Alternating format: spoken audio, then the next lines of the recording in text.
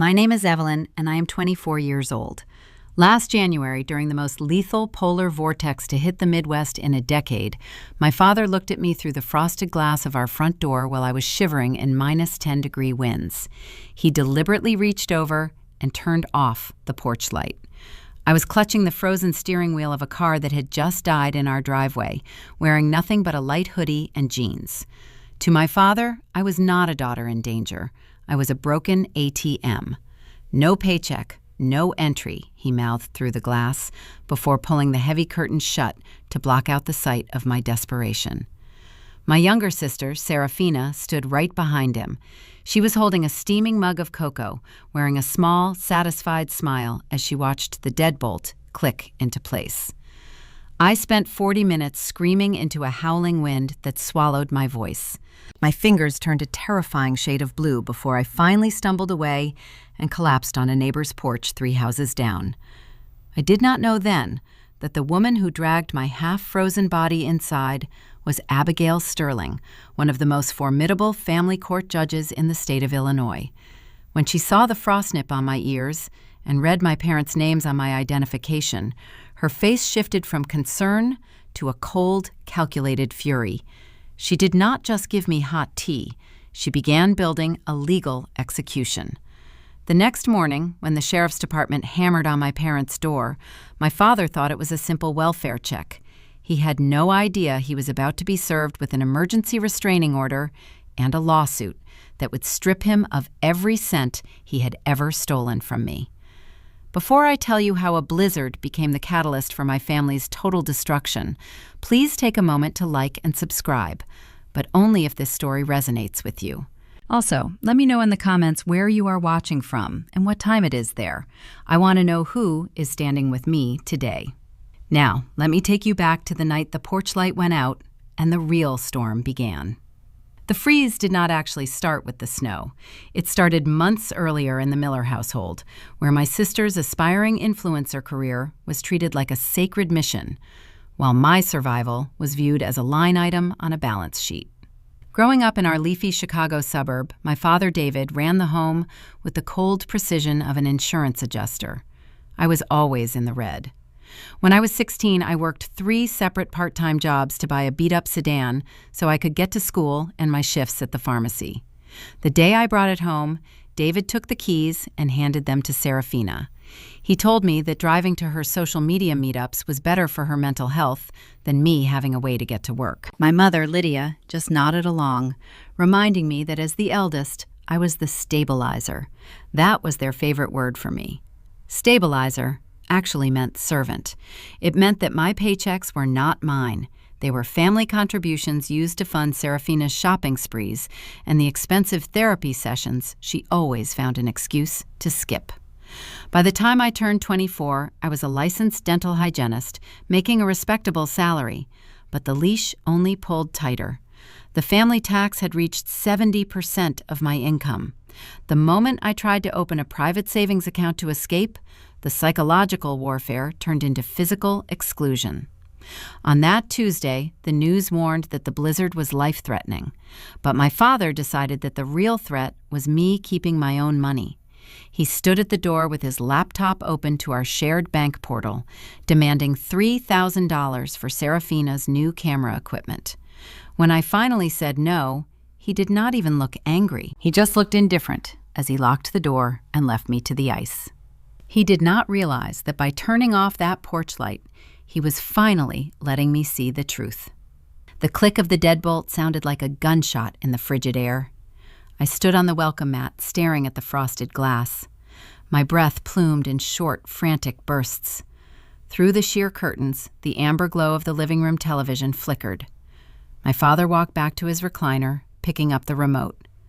Serafina sat on the sofa, pulling a woven throw blanket over her legs. They were settling in for a movie night. Meanwhile, the temperature on the porch was dropping fast. The wind howled off Lake Michigan, carrying shards of ice that sliced against my exposed cheeks. I turned to my sedan parked in the driveway. I pulled the handle, but the door would not budge. I looked closer. The tires were sitting flat against the concrete. Both driver's side tires had been intentionally deflated. He had planned this. He knew the battery was failing, and he made sure I had no shelter. I reached into my hoodie pocket for my phone. The screen flashed bright for a fraction of a second, displaying a red battery icon, before fading to black.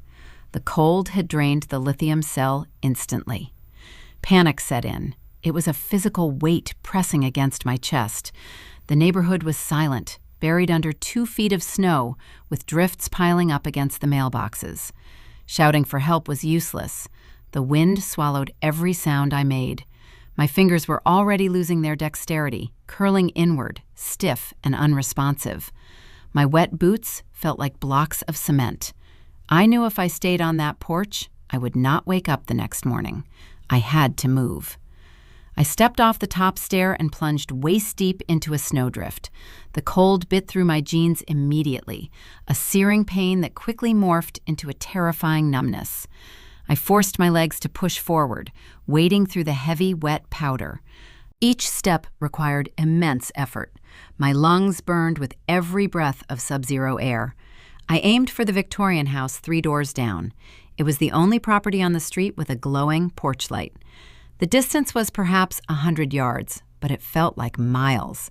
My vision began to narrow, the edges going dark and fuzzy. My body was shutting down, redirecting blood to my core, sacrificing my extremities.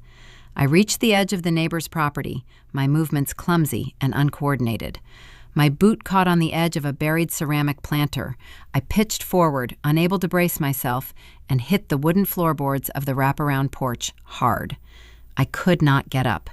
The urge to close my eyes was overwhelming. The cold did not hurt anymore. It felt strangely warm, like a heavy quilt settling over me. Right before the darkness claimed me, the heavy oak door creaked open. A sharp, commanding voice cut through the howling wind, telling someone to call emergency services right now. When I opened my eyes, the biting cold was gone. Instead, a stinging, prickly heat rushed through my toes and fingers. I was buried under layers of thick, heated wool blankets, lying on a plush velvet sofa. The scent of burning cedar and steeped Earl Grey tea filled the air.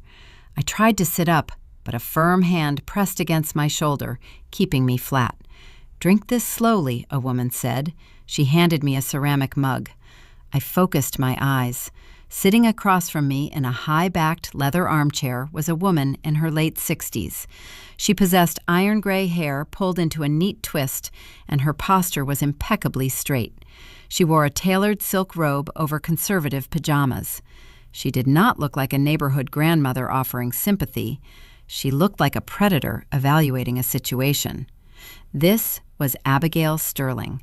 I had seen her walking her golden retriever over the years, always nodding politely, but never stopping to chat. I asked her how long I had been unconscious. She told me it had been nearly 2 hours.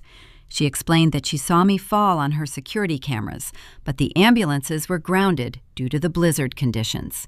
She had dragged my dead weight inside by herself. She leaned forward, resting her elbows on her knees. She asked why a 24-year-old woman was dying of hypothermia on her porch while her parents watched television 3 doors down. Her voice held no pity, only a demand for facts. I took a shaky sip of the tea and told her everything. I told her about the $3,000 demand, the deflated tires, the Deadbolt, and Serafina's new camera equipment. I expected her to offer condolences or tell me it was a terrible misunderstanding. She did neither. Abigail stood up and walked to a grand mahogany desk in the corner of the room. She opened a laptop and began typing with sharp, deliberate keystrokes. She did not look at me when she spoke next.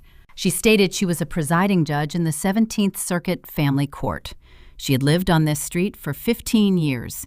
She had watched my father sit on his porch with a beer while I shoveled the driveway in the freezing dark. She watched him take the keys to the car I bought and hand them to my sister.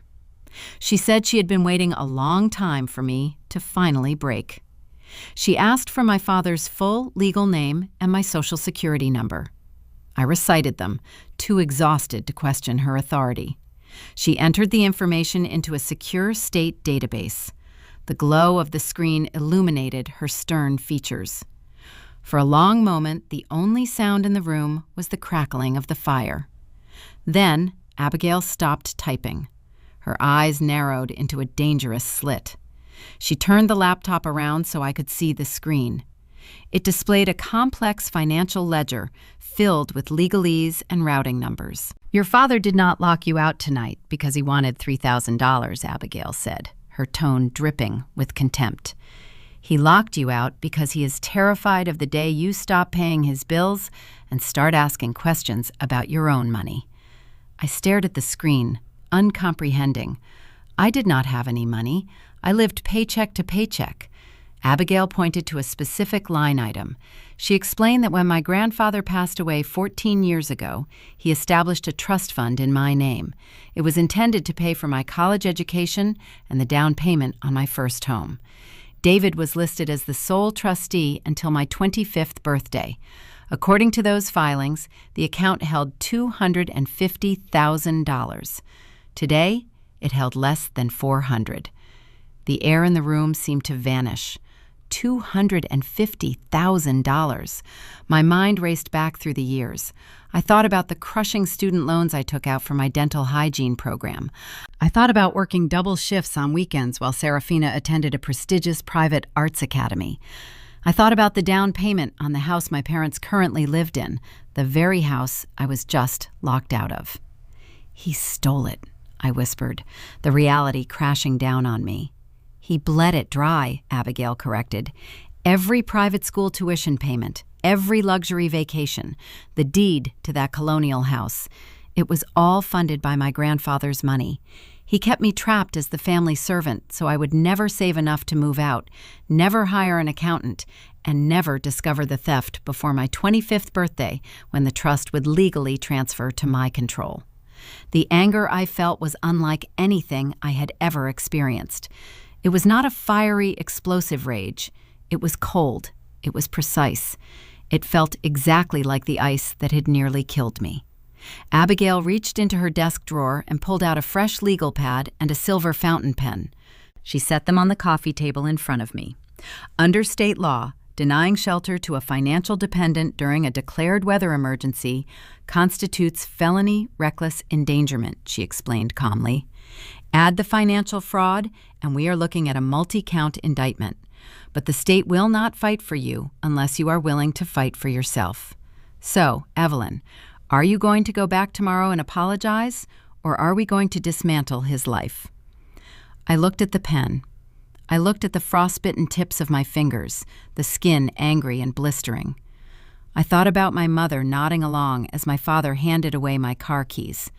I thought about Serafina drinking hot cocoa while I froze. I picked up the pen. I told her to dismantle it. We spent the rest of the night working.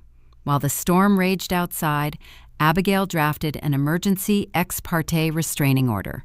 She instructed me to record a detailed voice memo outlining the exact sequence of events, from the bank portal demand to the deadbolt clicking. She attached the security footage of my father deflating the tires and my subsequent collapse on her porch. By 7 a.m, the wind had finally died down.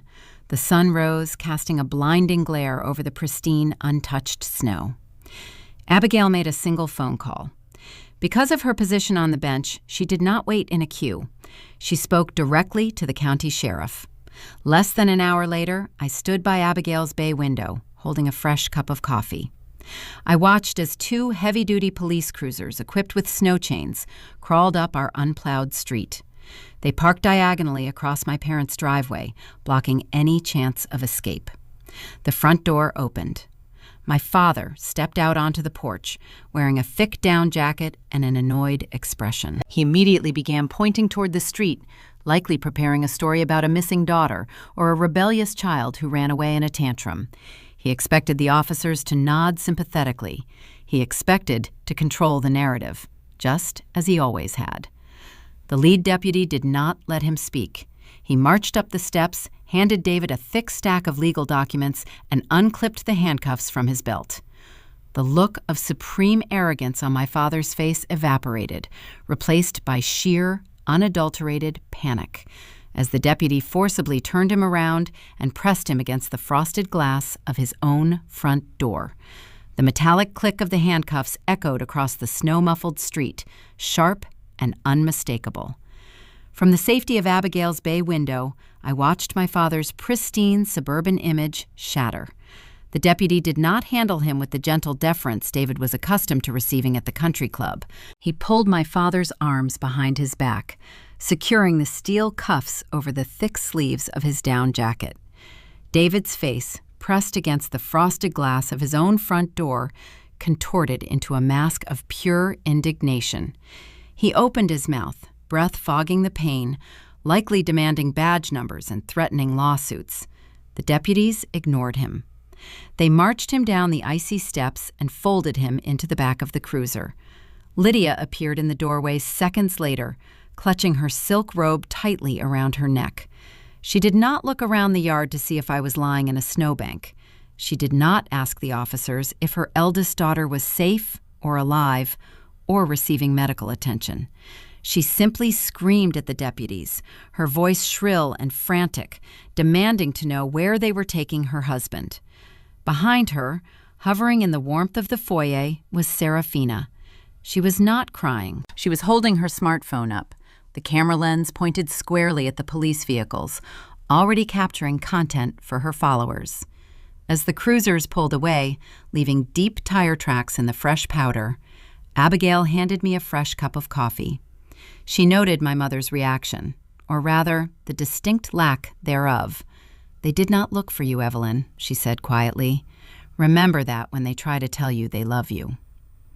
The next 48 hours turned Abigail's Victorian home into a war room. While David sat in a holding cell waiting for his arraignment, and Lydia scrambled to find a bail bondsman, Serafina did what she did best. She went live. Sitting safely in the living room I had paid the heating bill for, she propped up her ring light and broadcasted a tearful video to her 50,000 followers. I sat on Abigail's velvet sofa and watched the footage on my own phone. Serafina wore an oversized, slouchy sweater, her makeup carefully applied to look like she had been crying for hours. She looked directly into the lens and spun a masterpiece of fiction. She claimed I had suffered a terrifying manic episode. She told her audience that I had physically attacked our father, demanded money to fuel a secret addiction, and then run off into the lethal blizzard while they spent hours frantically searching the neighborhood with flashlights. She called herself a survivor of domestic trauma.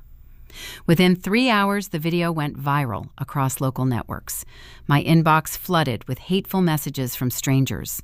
People called me an ungrateful daughter, a monster, a danger to society. The sheer volume of the vitriol felt like a physical weight pressing against my chest. I wanted to scream. I wanted to post my own video, to shout the truth into the void, to defend my reputation. Abigail reached over and gently closed my laptop. She did not look worried. She looked incredibly satisfied. She explained that engaging in a social media war was a fool's errand. Instead, she plugged a hard drive into her own computer and began systematically downloading Serafina's broadcasts, saving every comment, every timestamp, and every false accusation. "This is not an insult, Evelyn," Abigail stated, her eyes fixed on the progress bar. "This is a gift. Your sister just provided us with irrefutable, time-stamped evidence of a conspiracy to commit perjury and defamation. We are not going to argue with teenagers on the internet. We are going to hand this to a judge." Once David posted bail, the conditions of the temporary restraining order mandated that he could not return to the primary residence. He and Lydia were forced to check into a dingy, roadside motel near the interstate. While they sat in a cramped room smelling of stale smoke, Abigail activated her professional network. She made a call to a forensic accounting firm she frequently appointed in high-stakes divorce litigations. By noon the following day, 3 individuals in sharp suits were sitting around Abigail's mahogany dining table, surrounded by stacks of subpoenaed financial records, bank statements, and tax returns spanning 2 decades. They performed a deep dive into the Miller family finances. What they uncovered was a financial crime scene. The trust fund my grandfather had established for me was not just a savings account. It was a restricted educational and housing trust designed to mature upon my 25th birthday. David, acting as the sole trustee, had treated it like a personal slush fund. The lead accountant slid a highlighter across a spreadsheet, matching dates and dollar amounts with devastating precision. On a Tuesday in October 6 years ago, $10,000 was withdrawn from my trust. On that exact same Wednesday, $10,000 was deposited into the bursar's office at Serafina's exclusive private arts academy. A $50,000 withdrawal aligned perfectly with the down payment David made on the colonial house they currently lived in. Another $15,000 covered the losses from a boutique clothing business Lydia had attempted to start and swiftly run into the ground. They had stolen $250,000 from my future to fund their present.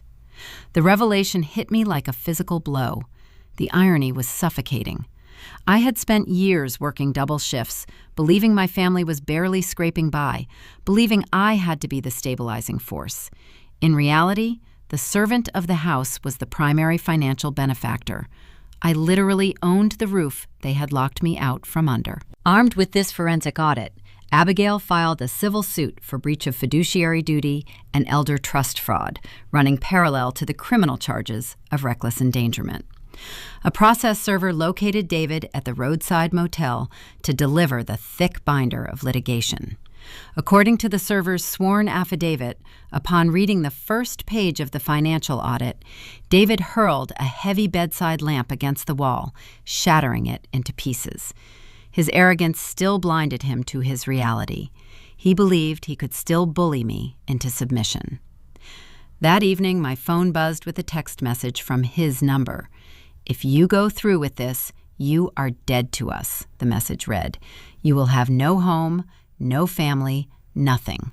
Drop the suit, come back, and we can forgive you." I stared at the glowing screen, my hands remarkably steady. I did not feel the familiar urge to apologize or to fix the situation. The girl who would have crawled back for their scraps of affection had died in the snow. I handed the phone to Abigail. She read the message, typed a swift reply, and hit send. "She already has a home," Abigail wrote back, "and her new family is the state of Illinois. See you in court, David." The preliminary hearing took place on a Tuesday morning. The county courthouse was an imposing structure of marble and polished brass, smelling of floor wax and anxious sweat. I walked through the heavy double doors with Abigail right beside me, not sitting on the bench today, but acting as my legal advocate and primary witness. David, Lydia, and Serafina arrived 15 minutes later. They were dressed impeccably, projecting an aura of aggrieved innocence. David wore his best navy suit. Lydia wore conservative pearls. Serafina trailed behind them, her phone out, attempting to film B-roll footage in the hallway until a bailiff sharply ordered her to put the device away. They swaggered into the courtroom like they owned it, taking their seats at the defense table with practiced, sorrowful expressions. The judge presiding over the hearing was a man known for his zero-tolerance policy regarding domestic neglect. He took the bench, adjusted his glasses, and looked down at my father with a gaze that could cut glass. David's defense attorney stood up immediately, launching into a rehearsed narrative.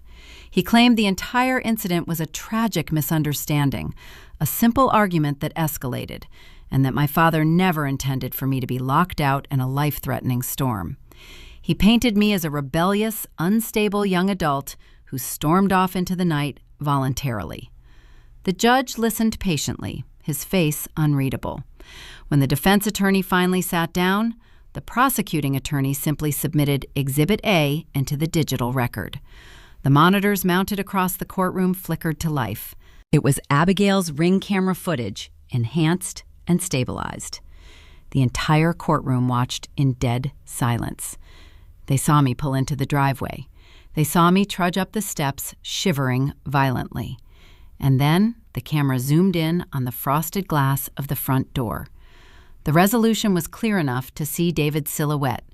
It was clear enough to see him look directly at me. It was clear enough to see his hand reach out and deliberately click the porch light off, before the deadbolt engaged with an audible, metallic thud. A collective gasp echoed through the gallery, which was filled with local reporters and law students. The visual evidence was irrefutable. It was not a misunderstanding. It was a calculated, deliberate act of abandonment. The judge turned his attention back to the defense table. The silence in the room felt heavy, charged with an undeniable current of impending justice. "Mr. Miller," the judge said, his voice echoing off the marble walls, "you did not just lock a door. You signed a death warrant." David's pristine posture crumbled. The smug confidence evaporated from his features, leaving behind the pale, terrified face of a man who suddenly realized the trap he had built for me had just snapped shut around his own neck. The gavel did not fall. The judge did not need to strike the wooden block to command the room. The sheer gravity of his silence forced the entire gallery into a breathless hush. He shifted his cold gaze from my trembling father at the defense table to the woman sitting rigidly in the second row. He ordered my mother to take the witness stand. Lydia, who had spent her entire adult life meticulously curating an image of suburban perfection, now had to walk past rows of staring reporters and skeptical law students. She gripped the wooden railing of the witness box, her knuckles turning stark white under the fluorescent lights. The judge leaned forward, his voice deceptively soft. He asked her a single, piercing question. He wanted to know why she sat on a plush sofa watching a television screen while her eldest child froze to death on the other side of a pane of glass. Lydia crumbled under the pressure. The pearls around her neck seemed to choke her. She sobbed, a loud and hollow sound that echoed off the marble tiles. She immediately blamed David. She testified that my father controlled every cent and every decision in their household. She claimed he had threatened to leave her destitute, threatening to cut her off from their bank accounts if she ever defied him to help me. She painted herself as a helpless hostage trapped in her own living room. But the judge was immune to her theatrical tears. He pointed out that she held a smartphone in her hand that entire night. She could have dialed 3 numbers to call emergency services. She could have unlocked a side door. Instead, she chose her own financial comfort over my survival. Abigail then called her star witness to the stand. The lead forensic accountant stepped into the box. He did not bring emotional testimony. He brought thick, heavy binders of undeniable arithmetic. He opened a ledger and systematically dismantled my parents' final line of defense. My father's attorney had tried to frame the lockout as a tough-love disciplinary action over a minor financial dispute. The defense claimed David simply wanted me to contribute a fair share to Serafina's photography equipment. The accountant cleared his throat and read directly from a subpoenaed bank record. David had not been employed for 6 months. His former insurance firm had quietly terminated him after discovering severe irregularities in his premium adjustments. The firm offered a quiet dismissal to avoid a public scandal, but the income stopped immediately. The family possessed 0 incoming revenue. Furthermore, the bank holding the mortgage on their pristine colonial house had issued a final notice of foreclosure 3 days before the blizzard hit. The courtroom grew deathly still as the accountant traced the final, sickening thread of the money trail. My father had drained the last $75,000 from my grandfather's trust fund. He wired those stolen funds to a title company in Boca Raton, Florida. He purchased a beachfront condominium outright. To hide this new asset from the impending bankruptcy proceedings and his former employer, he placed the deed entirely in Serafina's name. They did not need my $3,000 paycheck to buy a camera. They needed my paycheck to hire a moving truck. Their plan was to pack their belongings while I was at my dental clinic, drive south, and leave me returning to a locked, foreclosed house. I would have found no heating, no electricity, and no family. They intended to abandon me to the brutal Chicago winter while they started a sunny, debt-free retirement in Florida, funded entirely by the money my grandfather meant for my future. An audible gasp rippled through the gallery. Several local mothers who had once attended Lydia's dinner parties stood up and walked out of the courtroom in pure disgust. Serafina slouched down in her seat at the defense table, her face hidden behind her hair. Her smartphone, which she had been using to solicit sympathy online just hours earlier, began vibrating relentlessly against the wood. The local news had picked up the live feed of the trial. Sponsors were dropping her in real time. Brands were issuing public statements, severing all ties. The curated influencer lifestyle she had built on my stolen wages was evaporating before she even stepped out of the courthouse. The judge did not mince his words. He issued a summary judgment on the civil fraud immediately. David was ordered to pay back the stolen $250,000 along with steep punitive damages. But the judge went one step further. Because the Florida condominium was purchased using stolen trust assets, the court pierced the corporate veil. With a single signature, the judge seized the Boca Raton property and transferred the deed directly into my name. The criminal proceedings for reckless endangerment and elder trust fraud were handed over to the district attorney, carrying mandatory state prison sentences.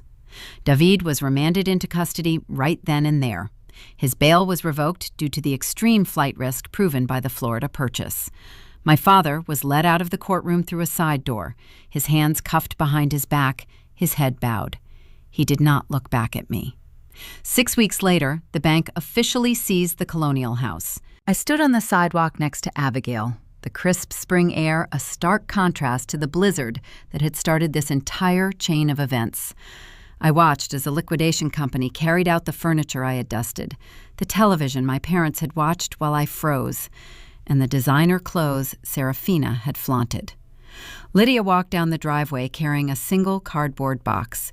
Her hair was unkempt, her expensive designer coat wrinkled and stained. She saw me standing by Abigail's wrought iron gate.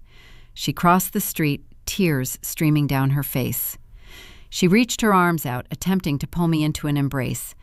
"Evelyn, please," she whispered, her voice cracking. "We are still your family. We are still your parents." I did not move. I did not flinch. I simply took a step back, keeping myself out of her reach. I looked at the woman who had watched me die and felt nothing but a profound, hollow pity. "No," I replied, my voice steady and clear. "You are just people I used to know." I turned my back on her and walked up the steps of the Victorian house. Abigail was waiting on the porch with 2 mugs of hot tea. 1 year has passed since that storm. I no longer live in a house where love is a transaction. I live here, in this beautiful, historic home. Last month, on the exact anniversary of the blizzard, Abigail and I stood before a different judge and finalized an adult adoption. I am no longer a Miller. I am Evelyn Sterling.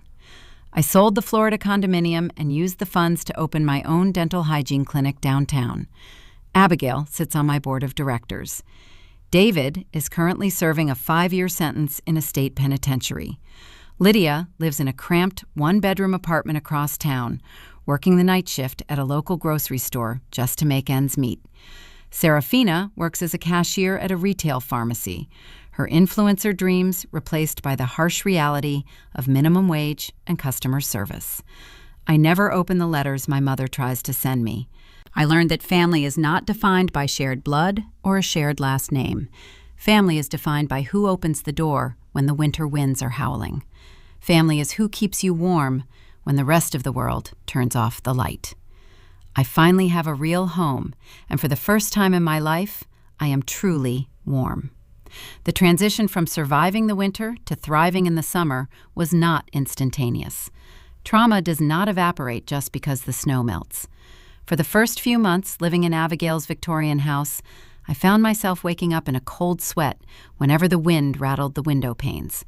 I would instinctively reach for my phone to check my bank account, half expecting the balance to be drained, waiting for a text message demanding my paycheck. But the screen always showed my own money, safe and untouched. The house was always warm. The locks on the doors were meant to keep danger out, not to trap me in the ice. Abigail noticed my lingering anxiety. She did not offer empty platitudes or tell me to just get over it. Instead, she poured me a cup of Earl Grey tea one morning, placed a thick binder of commercial real estate listings on the kitchen table, and told me it was time to put my grandfather's recovered trust fund to work. She said the best way to eradicate the ghost of a thief is to build something they could never touch. We spent the spring touring vacant office spaces across the city. I was no longer just a licensed dental hygienist working grueling double shifts to pay David's mortgage. I was an entrepreneur. We found a bright, spacious corner suite in a bustling commercial district downtown. Floor-to-ceiling windows allowed the natural sunlight to flood the reception area. It was the exact opposite of the dark, suffocating environment I had grown up in. I signed the lease and named the practice Sterling Dental Care, honoring the woman who had saved my life and the new legal surname I had proudly adopted. Building the clinic required long hours, but it was a different kind of exhaustion. It was the exhaustion of creation, not the drain of exploitation. I hired a team of dedicated hygienists, a brilliant lead dentist, and an administrative staff who treated me with genuine professional respect. There were no family members hovering over my shoulder, no one demanding a cut of the daily revenue, no one telling me I was just the stabilizer meant to serve their needs. I was the owner. I was the boss. My newfound peace was tested exactly once. 6 months after the grand opening, I needed to pick up a specific brand of specialized office supplies that had gone out of stock at our usual distributor. I drove to a large retail pharmacy complex on the edge of town. The fluorescent lights hummed overhead, casting a harsh, sterile glow over the long aisles. I gathered my items, placed them in a basket, and walked toward the front checkout counters. There was only one register open. Standing behind the counter wearing a stiff royal blue polyester uniform shirt with a plastic name tag pinned crookedly to the collar was Serafina. I stopped walking. For a fraction of a second, the old instinct flared up, the urge to shrink, to turn around, to avoid the conflict. But then I remembered the deadbolt. I remembered the -10-degree wind. I walked forward and placed my basket on the conveyor belt. Serafina did not look up immediately. She was staring blankly at the scanner, her shoulders slumped. The expensive designer highlights were gone, replaced by a dull, faded color pulled back into a messy knot. When she finally raised her head to ask for my phone number for the store loyalty program, her eyes locked onto mine. The barcode scanner slipped from her hand and clattered against the counter. She opened her mouth, but no sound came out at first. She looked at my tailored blazer, my expensive leather tote bag, and the calm, unwavering expression on my face. She looked down at her own polyester uniform. The curated, pristine influencer persona she had spent years building on my stolen wages was entirely gone. She was just a tired cashier working a minimum wage shift. "Evelyn," she whispered, her voice trembling, "please, you have to talk to me." I did not say a word. I simply pulled my credit card from my wallet and held it out. Serafina ignored the card. She leaned over the counter, tears welling in her eyes. It was the same performative weeping she used to do when she wanted a new designer purse, the same tears she cried in her viral videos. She told me that Lydia was struggling to pay rent on a tiny apartment. She said David was miserable in the state penitentiary. She begged me to withdraw the civil suit damages, claiming they had nothing left and that she hated working retail. She asked me to remember that we were sisters. I looked at her. I did not feel anger. I did not feel sadness. I felt a profound, liberating emptiness. "I am ready to pay for my items," I said, my voice quiet but carrying the cold weight of a steel blade. Serafina blinked, the tears freezing on her cheeks. She realized the audience she used to manipulate had walked out of the theater a long time ago. Her hands shook as she picked up the scanner, rang up the office supplies, and handed me the receipt. I took my bags, turned around, and walked out into the warm afternoon sun without ever looking back. The attempts at manipulation did not end with my sister. Once a month, a thin envelope made of cheap recycled paper arrived in the mailbox of the Victorian House. The return address always bore the official stamp of the Illinois Department of Corrections. They were letters from David. The first time one arrived, my heart hammered against my ribs. Abigail sat next to me on the sofa as I broke the seal and unfolded the lined yellow paper. My father wrote in the same cramped, demanding handwriting he used to sign checks and authorize bank transfers. He wrote paragraphs about his deteriorating health, the poor quality of the prison food, and the unfairness of the judicial system. He wrote that he forgave me for putting him there, suggesting that if I just contacted his parole board, we could put this unfortunate misunderstanding behind us. He never mentioned the blizzard. He never mentioned the stolen trust fund. He never apologized for turning off the porch light. His letter was not an apology. It was a negotiation tactic from a man who still believed he held leverage. I did not cry. I asked Abigail for a thick black marker. I wrote, "Return to sender" across the front of the envelope in large, unmistakable letters. I walked out to the porch, placed it back in the mailbox, and raised the red flag. I did the exact same thing the next month and the month after that. Eventually, the letters stopped coming. The silence that followed was the most beautiful sound I had ever heard. My mother, Lydia, spent her entire adult life avoiding accountability. She had traded her silence for comfort, allowing my father to steal my future so she could maintain her country club facade and her manicured lawn. Now, the facade was permanently shattered. She works the overnight shift at a local grocery store, stocking heavy boxes on the shelves from midnight until dawn. She has to budget for groceries. She has to navigate the public transit system. She has to live the exact life of hardship she always expected me to endure.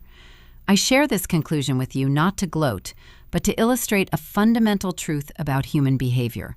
When you finally stop allowing toxic people to use you as a stepping stone, they will inevitably fall. That fall is not your fault. It is simply the gravity of their own choices finally catching up to them. You do not owe your abusers a second chance. You do not owe them your financial stability, your mental health, or your presence. If someone treats you like a resource instead of a human being, you have every right to cut their access and walk away. Building a beautiful, successful life without them is the ultimate proof that you were never the problem. Thank you for staying with me through this journey. If my story gave you the courage to look at your own relationships differently, please hit that like button and subscribe to the channel. Share this video with someone who might need to hear that there is life after setting a boundary. Leave a comment below telling me what boundary you are going to set for yourself this week. I read every single one, and I draw strength from your courage. Remember, your worth is not defined by the people who failed to see it. Keep the porch light on for the people who truly matter, and lock the door on the rest. Take care of yourselves, and I will see you in the next story. The harrowing journey of surviving a literal and metaphorical blizzard teaches us that true family is never defined by the mere accident of shared blood or a common last name, especially when those very people view your existence as nothing more than an exploitative financial resource. But rather, family is forged by those rare individuals who open their doors and keep the light on during your darkest, most freezing moments of vulnerability.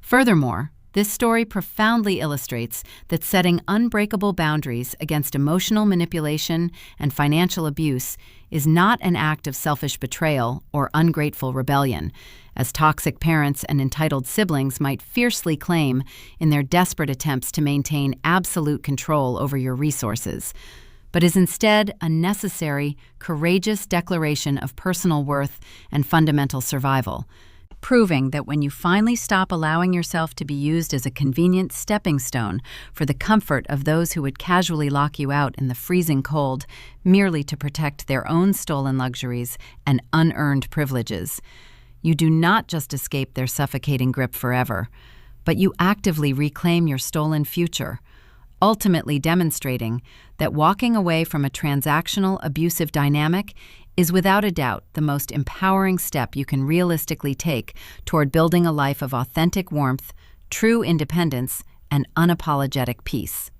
So if this empowering message about walking away from deeply rooted toxicity and finding the internal strength to relentlessly build your own impenetrable safe haven deeply resonated with your own personal struggles to be genuinely seen and fiercely valued, please remember to hit that like button, subscribe to the channel, and share your own remarkable experiences down in the comments section below to continuously support our incredibly resilient, rapidly growing community right here at Sophia Told Stories channel today.